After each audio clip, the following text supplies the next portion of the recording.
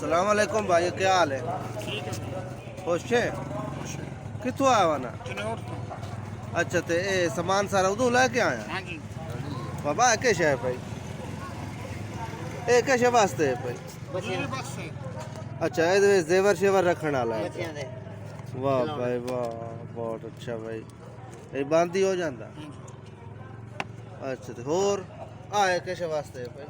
ये फ्रूट वास्ते।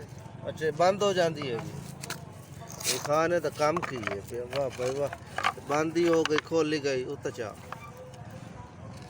ये सारे मेवे रखने वास्ते ये चीज़? बिस्कुट वास्ते। अच्छा, ये बिस्कुट वास्ते है भाई। ये मेरे पान। ये मेवे मुख्तलिफ मेवे पाले, बांदी हो गई, ये जनाब ये खुल गई, बंद हो गई। हाँ, वाह भाई वाह।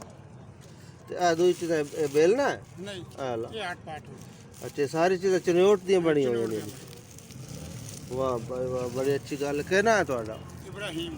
अच्छा, आ कितने दा है? ये 800 रुपए। आया ला। वाह भाई वाह, ये केड़ी लकड़ दा वाला? अखरोट दी लकड़ी। अच्छा अच्छा, वाह भाई वाह, बड़ी अच्छी गल है भाई।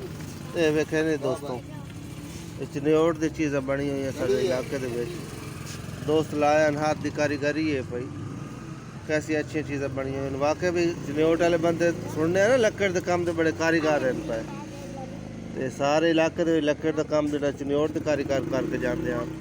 ये भाई अज भाई आया इतने मेरे को, अगे भी जानने माशाल्लाह इन्होंने गलों, लेकिन ये दोस्त के हाथ का काम वेख के तो इन्हों दी चीज़ां वेख के होर भी यकीन हो गया। मेहरबानी जनाब।